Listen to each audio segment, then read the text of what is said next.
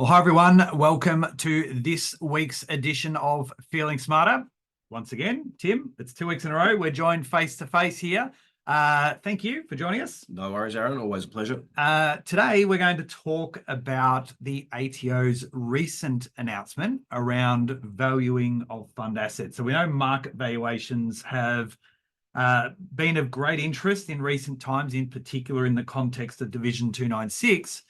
But this is, we've seen from a communication from the ATO, the fact that they are really now ramping up with their data and analytics to start to flag what they see as high risk categories where funds may not be complying with the market value requirements set out in Regulation 8.02B. Yeah, and look, so what we've seen from the ATO is that they've communicated with like 16,500 SMSFs, which they've indicated is represented by about 1,000 SMSF auditors, where there hasn't been any valuation changes to these certain asset classes, and they highlight real property and private companies and private unit trusts as the main categories there, where there hasn't been any valuation changes for 3 years. Yeah, so we're looking at the regulatory information on the SMSF return. Yes. So this is naturally going to pick up the funds that would maybe have higher asset concentration in them.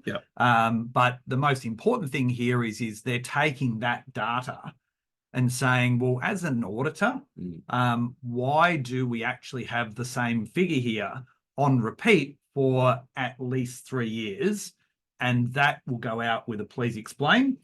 There may be a rational answer to it. Correct. Let's state that. And but equally, we might not be actually undertaking the appropriate valuation requirements, which requires us to value to market each and every year. Yeah, and I think the significance of that is that, we're not just talking about the annual returns, we're talking about the impact that valuations have on total superannuation balance and all of the issues associated with total super balance, be it general transfer balance cap issues around non-concessional contributions, but carry forward concessional work test exemptions, disregarded small fund assets. There's so many elements to it. So it really is quite broad, and it covers funds from accumulation through to retirement that are impacted by total super balance, which are ultimately impacted by valuations. Yeah, and clearly in this communication that the ATO, I guess, is A, sending out, but B, has put on their website is, there is the exposure for additional tax and the potential for administrative penalties to be able to apply.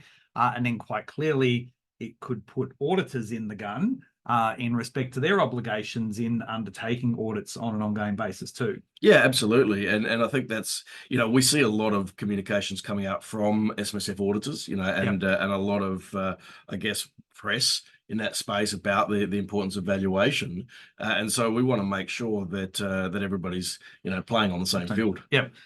So the really interesting thing for me is this is probably one of the first time since the LRBA's issue in 2018 or 19, whatever it was, when they wrote to a cohort that had LRBAs with asset concentration, above sort of the 90%. And that was off the Council of Financial Regulators review into the use of leverage in superannuation and identifying the fact that there were pockets of concern that they haven't met the requirements of SysReg 409.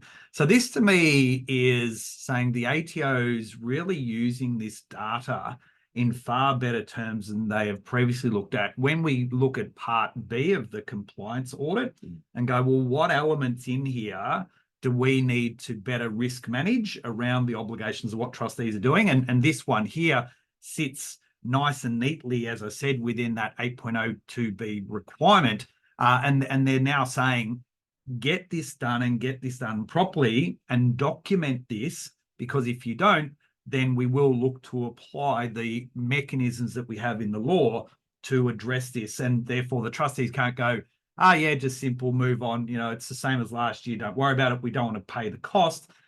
This is going to become more and more prevalent as we move on, particularly with unlisted stuff, the management of risk for auditors.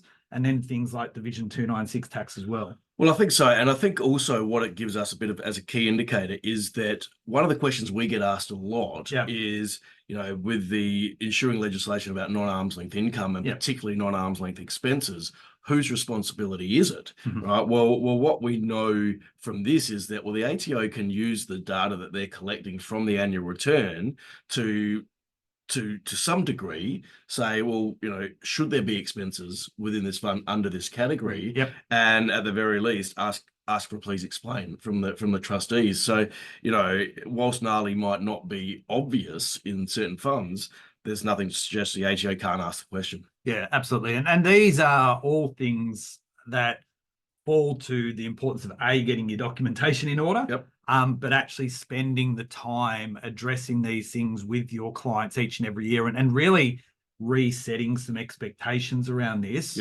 or you do risk falling into the please explain that we're seeing here. That's right. And it's timely that they've sent this out, given we're effectively entering the last quarter of the year. So as we approach 30 June, that now's a good opportunity to start looking at your valuation issues. Yeah, absolutely. Well, this is going to be one topic that will form part of our upcoming SMSF tax planning.